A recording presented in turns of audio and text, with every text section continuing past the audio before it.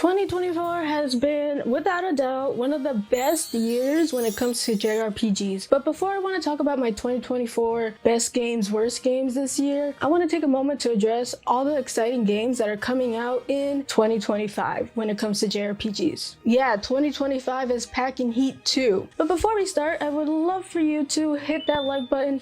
If you end up liking the video, it does help a lot. And please consider subscribing if you like content like this and many more. I am really close to 8K, like really close. Now, the first game on the list is Ys Memoire, The Oath of Felghana. Hopefully I pronounced that right. I'm sorry if I didn't. So, ever since Ys 8, I gotten really addicted to the series, and thus far I've beaten Ys 9 and I'm currently playing Ys 10. So I'm kind of in this Ys kick and it ain't slowing down anytime soon. So I'm really excited for this remake. Actually, it's a remaster now that I think about it, but whatever this is, it's an enhanced version of the original Oath of Felghana, which was released on the PSP. But get this, that version is actually a remake of the original Ys 3. They just changed the title to Oath of Felghana. While the one coming out next year is a faithful one-to-one remake of the PSP version, it does include some new features. One big thing is that it features voice dialogue for Adol, which is weird because he's kind of a silent protagonist, but recently in more modern Ys games, he does have a voice, so I'm guessing they want to keep that certain continuity in there. Now, he's not going to be talkative or anything. I'm glad to see the voice dialogue. Other new additions include turbo mode, updated character art, and soundtrack, including choosing between the new soundtrack or the old soundtrack. Man, I just love when they do that with remakes or remasters. Now, chronologically, this game takes place after Ys 4, Memories of Celceta, and before Ys 5, The Lost Kingdom of Sand. Now, Ys 5 has never gotten a modern remake, so Falcom, please take notes. Remake Ys 5. You know what? Even better, remake all the older Ys games. That would be amazing. So I don't know much when it comes to the story of this game, because I haven't played it, but I did read some synopsis. In this game, Adol's adventure takes him to Dogi's homeland, Felghana. Now, if you guys don't know, Dogi is a main character in mostly every Ys game. He's kind of Adol's right-hand man, and he goes everywhere with him on his adventures. But during those 8 years that he's been gone, a lot has changed in the country of Felghana. Felghana has been overwhelmed by monsters, so it's up to Adol and Dogi once again to explore the world and find the root cause of everything that's happening. Now, this game comes out on January 7th, and it's actually one of the earliest on this list. It's coming out on the PC, Switch, and PlayStation. Sorry, Xbox. Now for the next game, which, guys,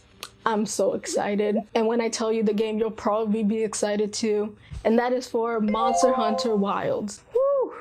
This game is looking to be beautiful and fun. I love the Monster Hunter series so much. I started with Monster Hunter Worlds, and then I went to Monster Hunter Generations, and I loved Monster Hunter Rise so much. The amount of play hours I have for that game is just a lot. So when they announced Monster Hunter Wilds, I went pretty wild, and this game is shaping up to be really good, from the graphics to the gameplay and even the story. And I also love to play Monster Hunter with friends. It's actually the best way to play Monster Hunter. Now, you can play a single player, and I've done that before, but having a group of friends lets you conquer bigger, badder monsters, and it's just fun to hang out with your friends. And there's an added caveat of having a friend that's really good at the game, so they can hard carry you through the more difficult monsters. And like every other Monster Hunter game, you take control of your own personalized hunter, and you as the hunter need to go to different places and hunt monsters. Now, there's obviously more of a story in there, but that's just the gist of it. My weapon of choice is usually the dual blades, but I also know how to use the charge blade, but not as good as the dual blades. And in Monster Hunter Wilds, you get to choose 2 weapons to swap out on the go, and that's new to the series. It has never been done before. But yeah, I am team dual blade all the way. I love to tap into my inner Beyblade and just letting it rip on the monsters. It's so satisfying. Now, I did play the beta of Monster Hunter Wilds, and it is so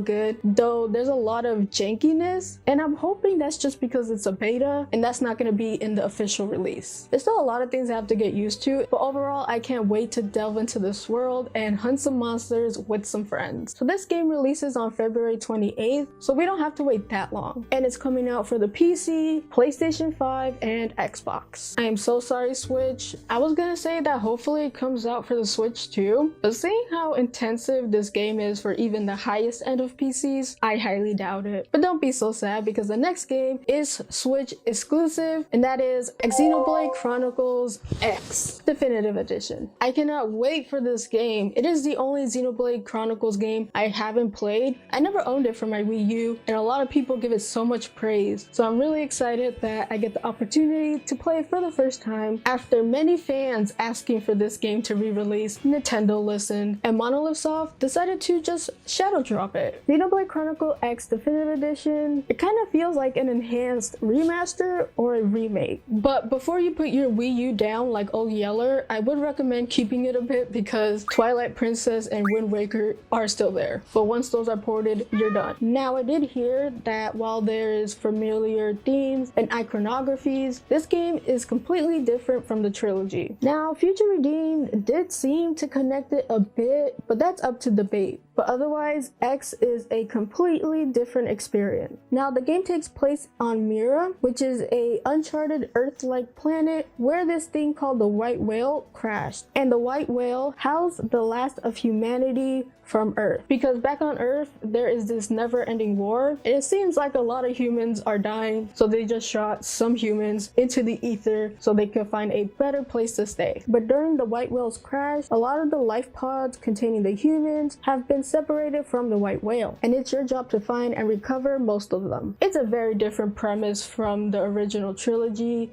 and honestly, it's pretty cool. While all the Xenoblade Chronicle games are sci-fi in nature, Xenoblade Chronicle X seems to be the heaviest in sci-fi element, which I really love because we need more sci-fi JRPGs, honestly. So I'm so happy this game is getting remade. I get to experience what everybody was gushing about, and it seems like a really, really good game. Really excited. Now, this game releases March 20th for the Nintendo Switch, and hopefully Switch too. Now, the next game is my most anticipated game of 2025, and that is for Atelier Yumia. But oddly enough, Xenoblade Chronicles X comes out a day before Atelier Yumia, so I'm gonna have a stacked plate. Can these companies please disperse their release dates? Please. It's too much, fam. But anyways, I digress. Now, Atelier Yumia is the newest installment in the Atelier series. Man, I can't believe I'm saying that. I'm sorry guys, I'm a huge Atelier fangirl if you haven't noticed, and it's also the first game taking a departure from the Ryza trilogy. So we have a new protagonist, a new story, and a new adventure. Now, this is no surprise, but the main character is Yumia. Now, Yumia is an up-and-coming alchemist, but the practice of alchemy is considered taboo. Now, Yumia learned a lot of alchemy through her mother, who tragically died. So to uncover the truth about her mother's death, Yumia decides to practice alchemy and join a research team to figure out her mother's intention and work. So that is the gist of the story, and of course there's going to be alchemy in this game, and it looks really, really cool. It's really different from the previous Atelier games, so I'm really, really excited to dive into this new alchemy system. And to do all this alchemy goodness, there's going to be gathering and synthesizing. Now, I did do a trailer analysis where I explained and explored the different aspects of Atelier Yumia. Go give that a watch if you want to know more. And I honestly really feel like it's going to be a different kind of Atelier game. While it's going to have a lot of the Atelier fanfare, I feel like they're going to tackle the story a bit more different. But that's not all, folks, because the gameplay looks so cool. Battles combine turn-based and action-based gameplay. Took a lot of inspirations when it comes to the gameplay from the Ryza trilogy. So it's really fun and flashy and dynamic. And there's also an inclusion of building mechanics because, well, I don't really know why they have building mechanics, but it looks pretty awesome. Now, I am really excited for of this game, and I could go into detail all about it, but we do need to cover more games on this list. So unfortunately, I'm gonna have to move on, but just know that Atelier Yumia is my most anticipated game of 2025. Now, Yumia is releasing March 21st. Now on to the next game, Clair Absorb Expedition 33. From now on, I'm just gonna call it Expedition 33. Now, this game has no release date, but they did state that it's coming out in 2025, and hopefully it's not delayed. Expedition 33 plays like a JRPG, but it's made and developed by a Western studio. Now, I don't really talk about this a lot because most of my videos are for JRPG, but I do love Western RPGs, especially Skyrim and Fallout. So when I heard that they were making a RPG that has a JRPG feel, I was so excited. Even the director came out and said that Expedition 33 takes huge inspirations from JRPGs like Final Fantasy and Persona. Now, as for the story, it's pretty interesting. You are in a world where you play as a group of protagonists who must stop the Paintress, who is a godlike figure in this world who wakes up once a year and paints a cursed number. And your expedition to defeat the Paintress is named Expedition 33, hence the title. Gameplay wise, this game is a turn-based RPG, but it does include real-time moments like quick time events or timing based moves. And now that I'm thinking about it,